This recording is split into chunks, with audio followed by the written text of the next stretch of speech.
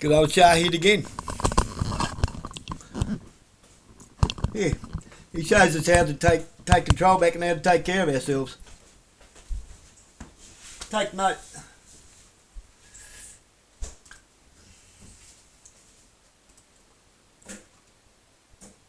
Telling you people, strike is the only action we can have.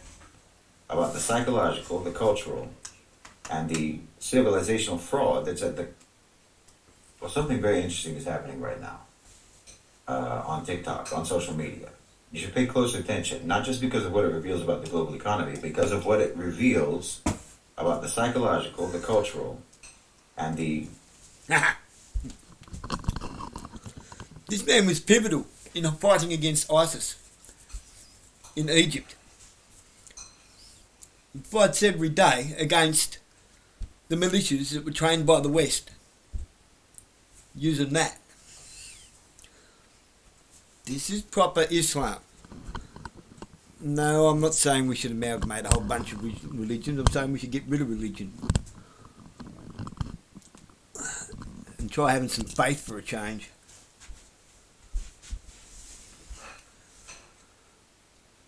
Yeah, people get all religion retarded, Daniel. It annoys the crap out of me. It's like, okay, because of all your silly religions that were created by the Catholic Church after the death of Jesus Christ, we're all fighting with one another over stupid shit. And none of us are actually keeping the faith. You know? People say, well, what should I follow? Follow what Jesus taught you. What religion should I follow? Just believe in what he believed. Like, you know, believe in what Jesus believed and try your best to walk in his shoes. We'll all come up short, but you know, you don't have to overcomplicate it. Overcomplicating it is how we got in this fucking mess. Civilizational fraud that's at the core of Western society, Western civilization, the Western world. You got Trump's new tariffs against Chinese goods, and now Chinese manufacturers are doing something about that that's unprecedented. They're going on social media and they're saying, we're the ones who make your luxury goods. We make your handbags, we make your shoes, we make your designer sunglasses and so on. If you think that they come from Milan or from Paris, no, they come from China. And they're not just revealing that they're the ones who are manufacturing these goods, they're revealing the costs. They're revealing the margins, the markup. They're saying this handbag that sells for $2,000 in the West, well, it only costs $40 to make, and we'll make it, and we'll sell it to you directly. Now pause and reflect about that, on the depth of what that means. This is more than just a business revelation. This is a civilizational unmasking. They're exposing that the West actually produces nothing, but they take credit for everything, just like with colonization. The Western world has built its global prestige and its reputation on the central myth that it's the home of excellence, you know, and that this excellence is a byproduct of their unequaled freedom, you know, that Western societies are the pinnacle of quality, of craftsmanship, of innovation and refinement and so on, and all of this because they have so much liberty and so much freedom. So creativity and excellence thrive, right? Brilliance and hard work. All of that flourishes in the great sunlight of Western democracy. Meanwhile, actual excellence is outsourced. The only thing that you do is slap your label on what others make. You slap your logo on things that are made by the people who you demonize, who you disrespect, who you denigrate, who you look down upon, who you call peasants. Everything about your success is actually made possible by people who you call losers. The only thing that the West excels at is branding, taking credit. Your whole economy is a scam. A logo, a stamp, a label, and then they inflate the price 1,000-fold. That's what you make. You make logos. It's not a system of productivity. It's a system of... Exactly. See that computer there? I paid $780 for that. Maybe a bit more. Yeah, I think it was closer to $1,000. You know how much it probably cost to make? A couple of hundred at the most. 100? Mobile phone that you pay $1,000 for. About $25, $30 worth of technology in it. It's crazy. What?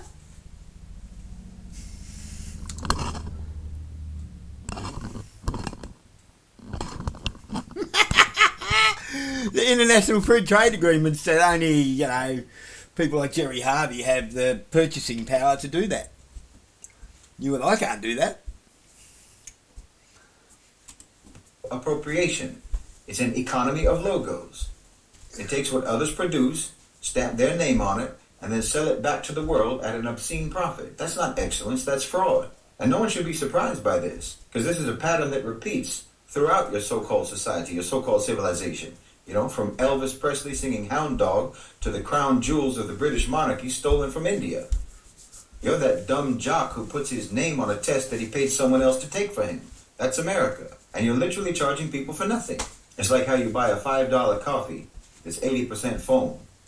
Well, now the Chinese manufacturers are going online and they're telling you that you're only getting a thimble of coffee, a thimble of espresso, and 2 tablespoons of milk, and it should only actually cost you less than $1. That's the equivalent of what they're doing. You're literally paying for the privilege of drinking from a cup with a logo on it. So how fake is that?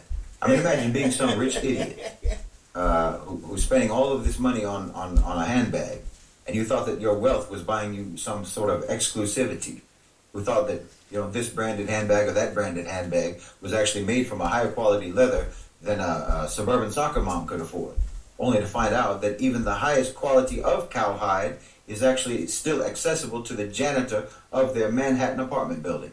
Well, what are they going to do now to try to be exclusive, to try to be fancy? Get handbags made out of giraffe skin, some endangered species? See, they're even scamming the wealthy. It's a surrealist economy. They make you poorer than you should be, and then they charge you for things far more than their actual cost. It's just like financialization. The same way that that's fake money, it's fake luxury. It's all created by spin. Your coffee is all foam. Now, theoretically, with these Chinese manufacturers, what they're doing should open up all sorts of opportunities for people in the West. Because now you can buy directly from these factories. All the factories that make these products. You could buy wholesale, you could buy bulk, you could create your own supply chains, you could even route them through other factories, say in Indonesia or in Malaysia or wherever else. Well, yeah. Some $50 out the front on sale. Had them for like 3 going on 4 years. I bought a pair of $180 Jordans. Got wet twice and they were knackered. They shrunk and went out of shape and the soles fell off them.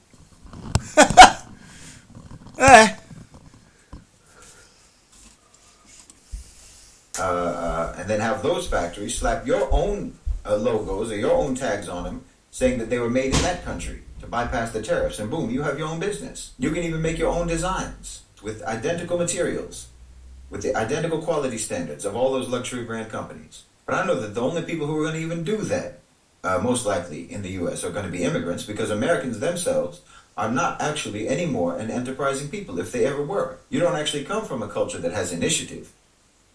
You know, I even saw one American on social media whose response to the videos being made by the Chinese manufacturers was, oh yeah, I'd love to get a Birkin bag at an affordable price. So if you're one of those factories that make the Birkin bags, well, DM me and I'll buy it. See? This is the thinking. You contact me and I'll pay for it. I'm willing to consume at a lower price. There's no initiative here. As if that factory is going to just jump at the chance to DM some random guy looking for a bargain. This is the thinking level. And imagine still wanting to have a Birkin bag after finding out that they're not actually prestigious or luxurious at all. But your mind is still so programmed. Your mind is still so indoctrinated to think that that it's more valuable than it is, even after you just found out that it's not. So you still think that you're getting some kind of a bargain, rather than understanding that the Chinese price is actually just what the price should be. You understand? No, I don't think American consumers can make the adjustment from consumption to entrepreneurship, because they can't even break free from the brainwashing, the marketing, you know? You're still having people wanting to buy products that they associate with wealth, even after learning that they're not genuinely expensive. We're even brand name people. Like frauds like that Spaniard. What a fake. Was he a criminal? Yeah, probably, still is. He's found a way to market crime without actually doing it and getting his hands dirty. He's making a shit ton of money out of crime that he Crime he's already served time for. Still profiting from it. That's profiting under false pretences. Hey, tell me he's not a Mason. He had bloody influencer promotion, private influencer promoters and a camera crew. Nah, man, he's sponsored. Sponsored ads. He even had to do his humiliation video. You think I'll give a fuck cars? Look, I wear fucking t-shirts from Kmart cars. And then every other time you see him, he's wearing brand name clothes. He just wore them clothes for that one video, you know. He's a fraud. I mean, how do you imagine that walking around with these items, you know, Birkin bag or what have you, how is walking around with these items now going to be even prestigious anymore? I mean, think this through. How does this actually not destroy the whole luxury brand business model completely? Like I said, how are those companies ever going to be able to convince people to pay those massive markups now? I mean, how are those companies not actually even going to face legal problems, to be honest? You know, claiming that their products come from France or come from Italy or what have you, when they're actually made in China, and we see that they're made in China, and they're only labeled in Europe. I mean, you could actually face some sort of a class action lawsuit for fraud. You know, people who fell for it, people who spent thousands of dollars because they thought that they were buying something special from some, you know, high-class European craftsmen that don't exist. Turns out European excellence is Chinese. Italian leather comes from Africa. It's all a giant scam. It's like plagiarism, but with goods. Passing off someone else's work as your own. That's what plagiarism is. You know, they call it counterfeit when you sell that same item without the logo on it. But actually, putting the logo on it is the real fakery. And I mean, consider the fact, looking at global economics, consider the fact that most of the brands that are being exposed by these Chinese manufacturers are European luxury brands. You know, Louis Vuitton, Hermes, Versace, Chanel. All of these companies contribute tens of billions of dollars to their economies, to the economies of the countries that they're associated with. They're responsible for thousands of jobs, if not tens of thousands. Tourists, too. People actually travel over there to get those things. Yanking the curtain back on the fraud of these companies will potentially be a serious blow to European economies. No joke. It's all part of the destabilization of Europe. Not to mention, like I said, that they could even face some sort of investigations and lawsuits for lying about where their products are actually made. Like I said, even your rich people are getting scammed. You know, you can't even produce anything that's fancy enough to actually deserve an exorbitant price. I mean, at least in Dubai, they sell stupid gold-plated iPhones, diamond-encrusted iPhones. At least with that, you know that your decadent, obscene spending is actually getting you something that's genuinely worth the money. But these luxury bags, these clothes, these designer clothes and shoes and what have you, well, their prestige and their value is purely based on perception. It's based on branding, not on actual quality, not on actual standards. You know, I said a long time ago that every price tag on every item sold in the market should include what the markup is. Blunston Boots used to be a Tasmanian company, bought by Gina Reinhardt and shipped off to China. Ha! Fucking hell. They're one of the shittest boots out now. You know, this is the price, and this is the actual cost of producing it. Then you could decide for yourself if the markup was worth it or not. Well, China's basically doing that for you now. They're literally telling you how much more you have been paying for these items, how much more these companies have been charging you for these items. And now it's up to those companies to try to justify those insane markups. Or rather, it's upon you Actually, to come back demand an here. explanation. But really, I don't know how... Come back here. Let's think on that. Pauline Hanson's sponsor, Gina Reinhardt, hires foreign labour, buys companies, ships them off to China, and China's going to take over. We have to get them out of the country. Why? So you can ship more of our work over to China so you can get it done cheaper? Same as, what's his bloody name? Palmer. Not Robert Palmer. Clive Palmer. Same as Clive Palmer. What happened to that Titanic ship that he was building? Sorry, China was building for him. Hey, they're all taking him for a fucking idiot. Everyone doesn't already know this already. I mean, forget about the luxury brands, even the non-luxury items. You know, already anytime you go shopping, you go to a store, say, and you buy something that's on sale. They say it's 50% off or 70% off or whatever.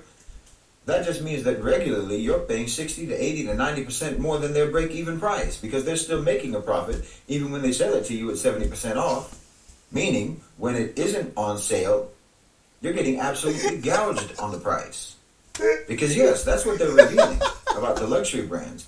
But it doesn't only apply to the luxury brands. It's everything. Oh, this Your whole gouged. economy is based on the principle never give a sucker an even break.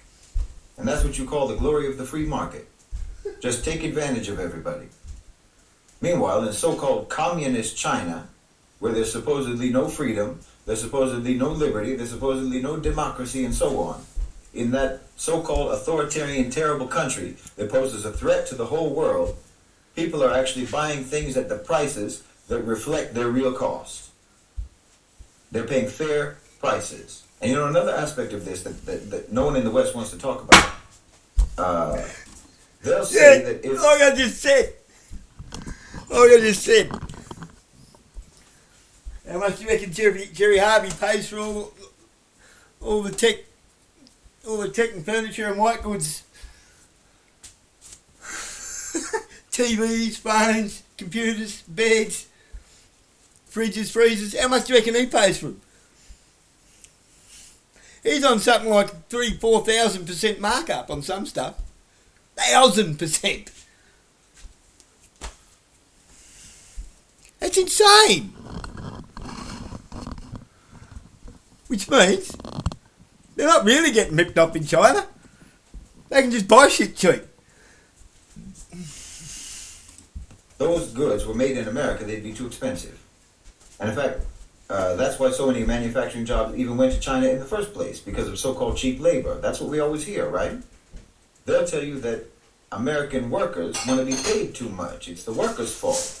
And I even said it the other day. I said, if you made iPhones in the United States of America and not in China, well, your phone would be $10,000. And the only way that they would ever accept to even bring manufacturing jobs back to the U.S. was if they could get factory workers to accept Chinese wages and Chinese conditions. I'm going to go out and say it. This is cocky as. If we sack this government, and I got my Uncle Kevin, who's been dealing with China for fucking decades. He's ran like Maldives holiday islands. He's owned restaurants and real estate. He's been dealing with China most of his life. Just get him to negotiate. Just negotiations. And that's it. Just negotiations. Get someone like him to negotiate. Yeah, I know, he's got his masonry issues, I guess, but... Alright, somebody with his economic negotiating prowess. Even myself, old dumbass, I could do a better job. I could negotiate Australia a far better deal than what we've got. Easy. I definitely couldn't do worse. It's not my job to. We have people that pocket money from lobbyists in order for us to get ripped off, and we pay for that money to do first circle to go into their pockets through the lobbyists. To piss off the lobbyists. What do you think Scott Challen's up to? He's just trying to be a lobbyist. There's a lot of money in being a lobbyist. He wants to be the lobbyist for the housing sector in Australia. That's what he wants. Once he's already got that position up and running, and they start building the apartment buildings for the 15-minute smart cities, for days. We just need to negotiate a bit smarter. Stop giving it to them for nothing. Hire our own people to mine and so forth. So we're making money. And sell stuff to them. We sell stuff to them at a proper price. We buy back at a proper price, which we do. We actually get it from China at a fairly fair price. It's because of sanctions and embargoes and stuff that we're paying so much. We need to get on board with China, not piss them off. Paul Keating hooked us up to that fucking ship years ago. Paul Keating did that. There's like, we have to honour a 99-year contract. It's as simple as that. If we dishonour that contract with the now world's leading economic superpower, America's got nothing. China is now top dog. Like it or not, China is top dog. We can either we can either go inside with the top dog or sleep outside with the fucking mangy mutt like America's going to.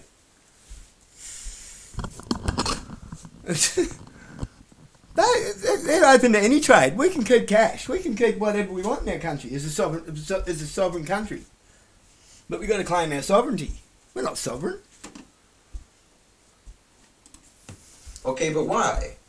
It's not really because workers need to work that cheaply. It's because Apple executives will not accept a pay cut.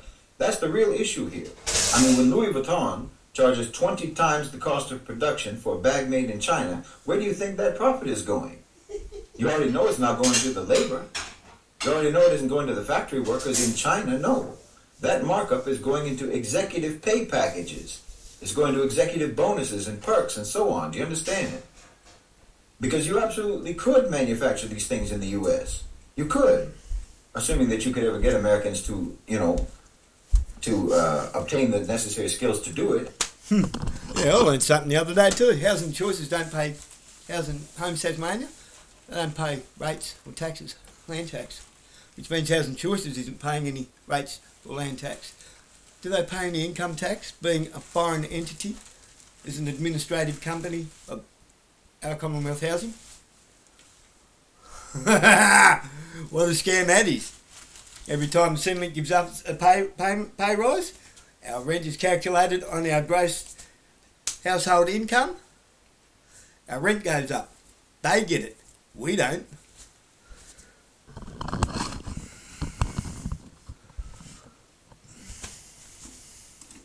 And be willing to do the work in a factory. You absolutely could produce the same things and sell them for the same price or even less, but the CEOs and the executives couldn't make 1,000 times the salary of a factory worker. And that's just not going to happen. They're not going to go for that. See, understand this. With those fake luxury brands and with everything else, you are paying more for the goods than what they're worth for only this reason. For the reason of outrageous executive pay packages. That's why. You are paying to create the most drastic and the most obscene wealth disparity in human history. That's what you're paying for. You're buying that. You are buying wealth inequality. And China is now offering you a way to stop doing that. They're literally offering you the chance to cut out the price gouging middlemen. Trump suspended the tariffs on technology built in China and labeled as American. Again, things like iPhones and so on. But at this point, tariff or no tariff, you shouldn't keep buying Chinese goods from fraudulent price gouging American middleman companies. You should stop. Because that's all they are. They're just middlemen, price gouging middlemen. The veil has been lifted. The curtain has been pulled back. You have seen the scam that they're running on you. They're already overcharging you by orders of magnitude, even without the tariffs. And they expect you to keep going along with it. But you shouldn't. You shouldn't keep going along with it. I've been talking repeatedly about the need for Americans to build bridges, rank and file Americans, to build bridges with the global south, especially Muslims in America, to build bridges with the Muslim world. Well, this is the perfect opportunity to do that. Reach out to the manufacturers in China, either to buy goods directly from them or to sell in the U.S., or work together to build your own products, build your own supply chains, and get to work making contacts in the region to start selling across Asia. Why do you think they're trying to pass laws through Parliament to make me making this video illegal? Just me making this video, if they get away with it, will be illegal. You don't have to agree with me, but don't you think that's a bit rude? Don't you think that's saying something? They know they're ripping us off. They know that they're helping their buddies get really, really rich at our expense. And now they want to make it illegal for us to cut out the middleman. Like they want to make it illegal for us to take control of our own economy. That's what it is. They don't want the gravy train to stop. They want the gravy boat to keep filling itself back up.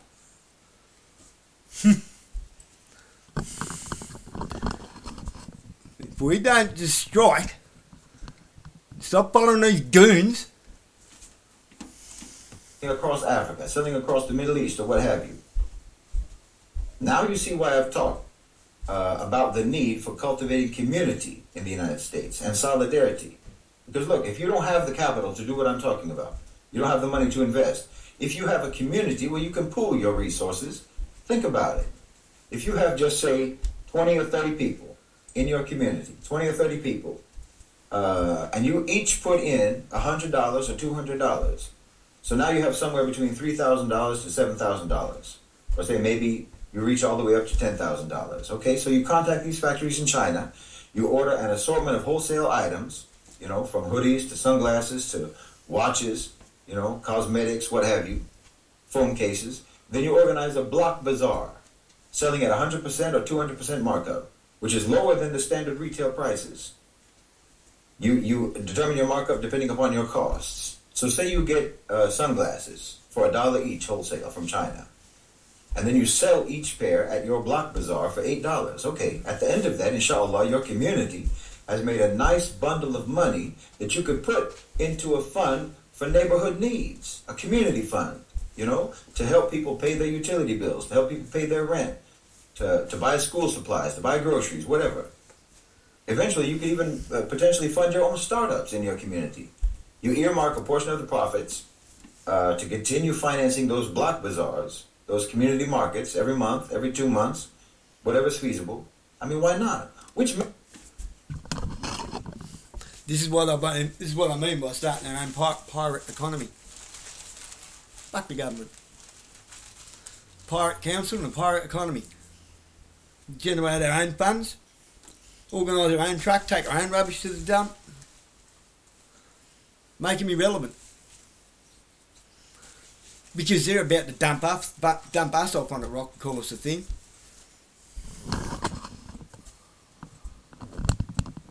You know they're gonna. Hey, they'll take your guns off you and then stick a fully automatic rifle in your hands and say go kill people you don't know in another country. Come on. Masjid can't do this. Or you could create your own waqf this way. You can create your own source of funding for your local Muslim community, for Islamic schools, a fund for helping people pay for mahr, for marriage, on and on. You know, with a one-time collaboration of collected capital. Think about it. You could potentially create an ongoing source of revenue for your community. But you won't do it. I'm telling you all this, but I know you won't do it. Because you've been so pacified, you've been so numbed, you've been so sedated, so indoctrinated, so Americanized that you have no initiative, you have no drive, you have no sense of urgency, no sense of possibility. You want an app that will pull you up by your bootstraps. You want to take a nap and wake up in a better world that everyone else built while you were sleeping. That's how Americans are.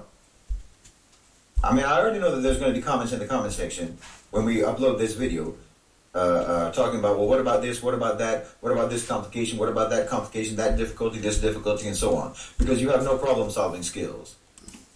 Well, what I call some people just love to find problems. For every solution that you come up with, they'll find 100 problems. And those people will never solve any problems. They just get in the way. Speed up some potholes. Speed up potholes and handbrakes, that's all they are. So any challenge or any hurdle is prohibitive for you. It's like that video of that girl who hired a movers to move a box full of books that was too heavy for her to carry. Because she couldn't even think herself to remove half the books and put them in a second box and just make 2 trips. because problem solving is insurmountable for Americans at this point. That's why you're in the situation that you're in, and that's why the power structure can do to you what they do. Because you're basically just lumps on the couch cushion, arguing about politics. Honestly, in the Muslim community and outside the Muslim community, you would rather give your money to some politician's campaign, thinking that they're going to make everything right for you if they just get elected into office. You'd rather do that than to use your money yourselves to make your own community better right here, right now. Positive change is literally right at your fingertips, but that's still too far away for you. Yeah, you'd rather let people talk you into believing that they've got all of Australia on their back when you're carrying them. And saying that's the enemy. Wake up. And you know how I know this? Because all of this information that these Chinese manufacturers are putting out on social media, all of this information that they're spreading on TikTok right now, all of that information has always been available. It's not like it's new. You just never looked into it before. So like, if you say, for example, you can't do what I'm suggesting. My daughter for a leavers dinner last year. $250 for a dress. Turned out it came from China through a fake company. Someone in Australia just has a post office box address and a mailing address. It's not actually.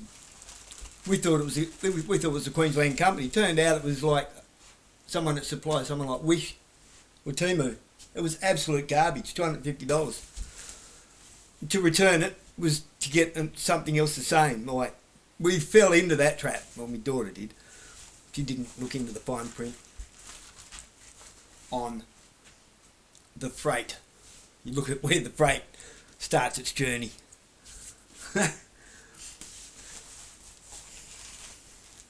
Yeah.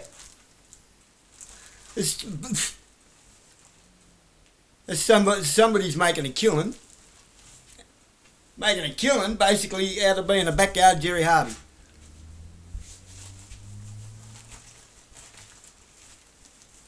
They're buying a $10 dress and charging $250 for it.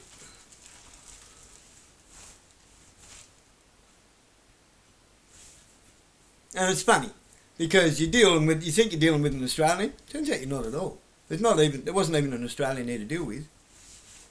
It's a scam. It's actually a scam set up in China, which I reckon is by an Australian company though. But then you have to deal with China, and all of a sudden you're dealing with this international trade law, which we're not covered by. I ended up giving the dress away. $258.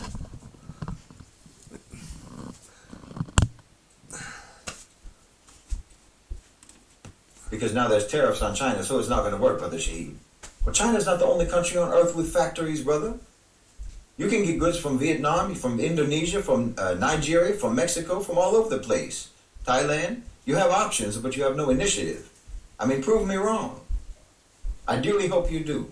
You know, everybody always likes to tell me that I'm wrong, even when they can never prove that I am wrong, because I'm not.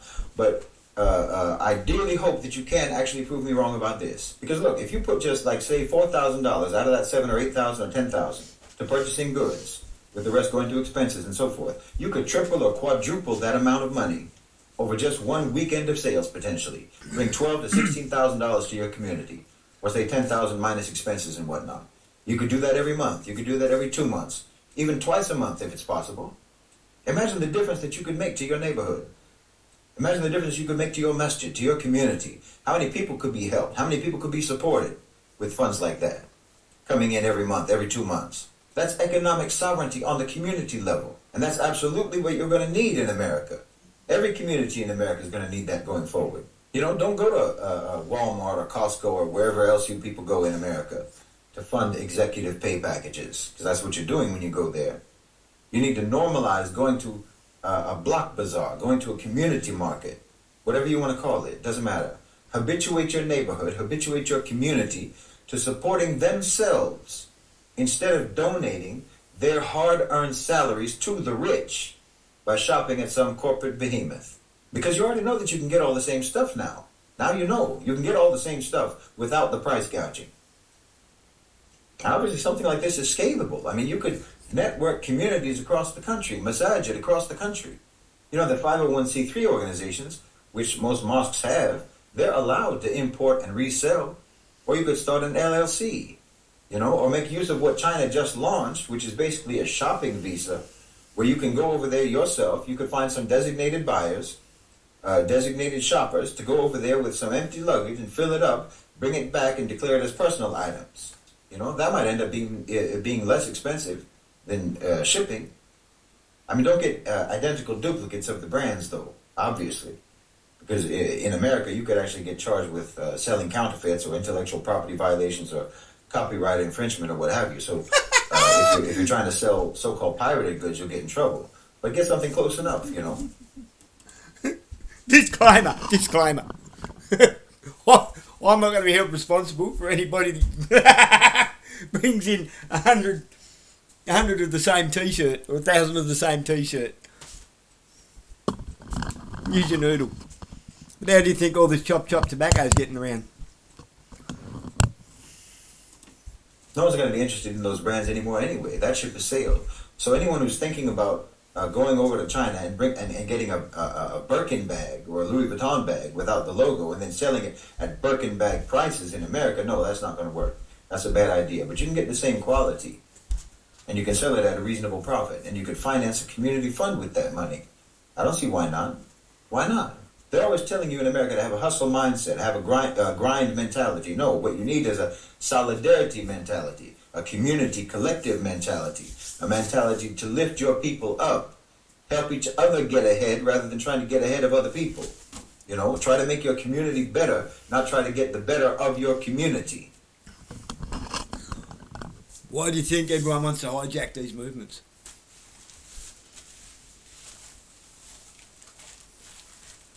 Eh? Why do you think everyone wants to hijack these movements? Look what Pauline Hanson and Jacinta Price are doing, and Anthony Mundine. Look what they're doing between the three of them. They're trying to split up the Aboriginal communities. That's what's going on there. They're trying to defragment the last stronghold in this country. It's coming from someone whose mum came here as a 10 bob pom.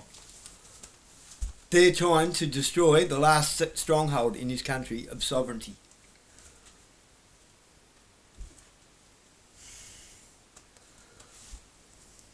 Let that sink in for a minute. Pauline's got on board with the corporate blacks, pretending that she hasn't, trying to destroy your culture. You're the only ones that have a culture. There is no such thing as an Australian culture. We never formed one. We just got on the piss, smoke, pot and unionised. That's our culture, union. Labourers and trades unions. That's about bending the elbow. Not much of a culture, is it? This should be pocket. Oh, keep back it. That's me late for a bloody chainsaw, guys. What is it? You know, as long as you clean it up.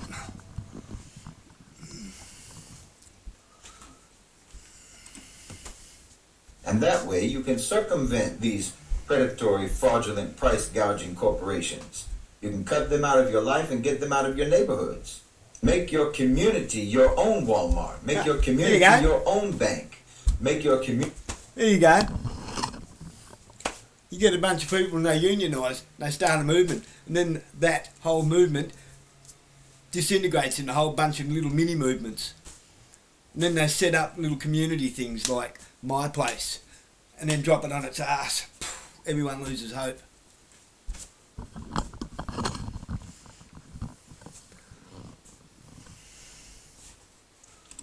Community your own loan office. Make your community your own healthcare provider. Make it so that every time someone in your neighborhood wants to buy something, wants to buy a phone case or a handbag or some lipstick or a power bank or whatever else, some clothes, that they buy it from the community market. They're contributing to the financial upliftment of the community. That's doable. Well, if you take that to scale, like I said, if you took that to scale, I don't see why you couldn't eventually even potentially buy the houses on your block.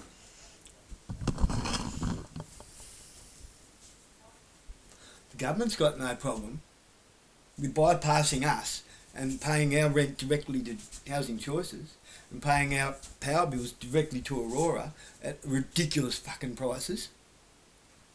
We set up our own markets. What we have left to deal with goes into a kitty. Goes into our own community kitty. For what? To expand.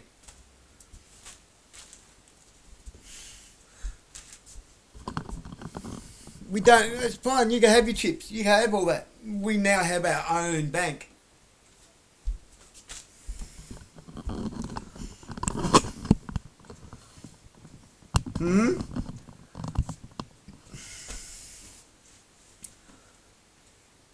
What do you think, Ed? What do you think pirates were all about? They had their own gold coins with their own stamps on them.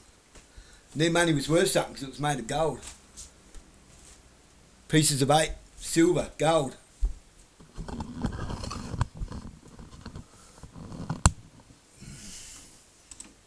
You know what I mean? Imagine.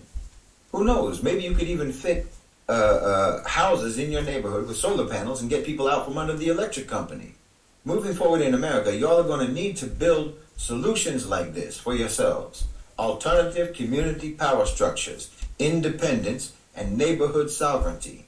There's not going to be a way for you to survive without this. You need to think of yourselves just like you are actually from the global south, and you're actually just like the global south, trying to get out from under American hegemony. You need to think of your own situation like that. Get out of that competition mindset and get into that cooperation mindset. Solidarity, cohesion, collaboration, community, togetherness. You can't keep going along with that dog-eat-dog lifestyle when you're nothing but chihuahuas surrounded by wolves and jackals. No, the deck is stacked, so you need to play with your own cards. The dice is loaded, so you need to use your own dice. You understand the game is rigged. I don't know if you're scared of being called a quitter or what. You'd rather be a loser than be called a quitter, because that's all you'll ever be as long as you play their game. A loser. Because that is the game. You're actually a loser as long as you play that game. No, you need to start this, what I'm talking about, in your city, then go and teach them how to start that in another city. And before you know it, you can put these companies out of business. Or if not put them out of business, you can at least get them to change their business model so they don't price gouge you for the sake of fat executive salaries. This is how you take boycotting to the next level. You understand? Stop being a captive consumer, because your captivity leaves you with no options. But if you can provide for yourself, then you don't need these companies anymore. And if you don't need those companies anymore, then they're going to have to earn your patronage back. That gives you power. The power to reject them without hurting yourself. Like I said, this is doable. You can actually do this, but I don't think you will. I don't think you've got it in you, to be honest. I think that your society has made you so passive, it's made you so hopeless, it's made you so helpless, it's made you so unmotivated. Not only that, we got this thing here in Australia, Dobba dog shit syndrome and tall poppy syndrome. As soon as somebody has a good idea, somebody else wants to ruin it. Nobody wants to do any of the lifting. Everyone wants to be told, wants to do the telling. Nobody wants to be told. Nobody wants to just roll up their sleeves and dig in. Everyone wants to be paid for it. I mean, fucking community house up here turns around and gives me $300 worth of vouchers for helping out for a day. For a community family fun day. What?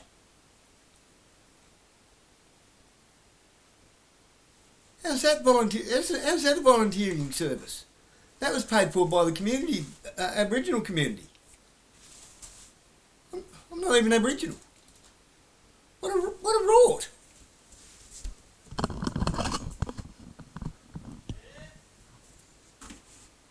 Right.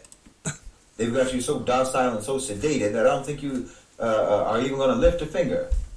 You won't lift a finger to even reach for the rope that could potentially pull you out of the pit that you're in before they bury you alive. But wallahi, I hope that you prove me wrong. I hope so badly that you prove me wrong that I'm even willing to help you prove me wrong if anybody shows that much initiative. Wallahi. So I'm saying you need to prove that you really are part of the Global South, that you deserve to be part of the Global South. Prove that you have that same resilience and resourcefulness as the people in the Global South have. Prove that you have the same spirit as the people of Burkina Faso, that you have the same spirit as Mali and Niger, the same spirit as Senegal. You know, show that you're the real comrades of Ibrahim Traore. Show that you have the same spirit as BRICS, and defy those same powers that BRICS is defying. Do the work to secure your own sovereignty the way that they're doing the work to secure their sovereignty.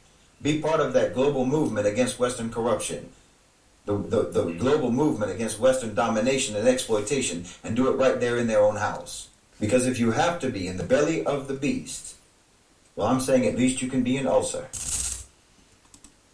I like that. You're going to be in the belly of the beast, or at least be an ulcer.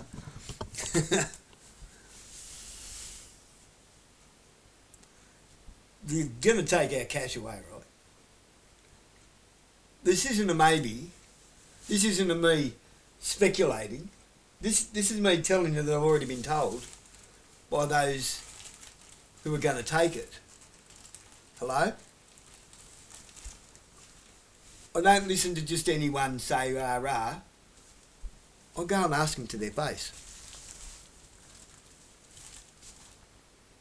But I have a bit of a way of asking it. I've probably blown all my cover now lately. Is I'll infiltrate. And I'll get all pally-wowly with them. And then I'll get them in conversation and they admit everything to me.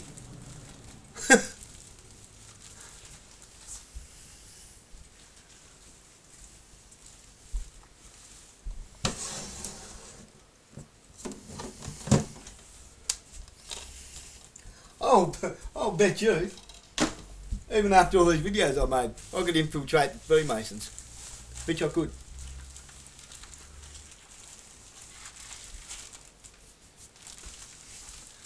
I'd have to put my channel on hold for a while. On invisible. And then come back in 6 months with a whole bunch of shit. I could do it. But I'm not interested. I don't want nothing to do with the slimy assholes.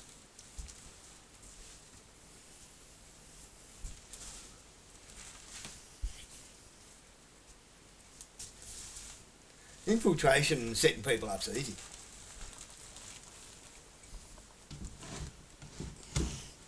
You just don't like doing it.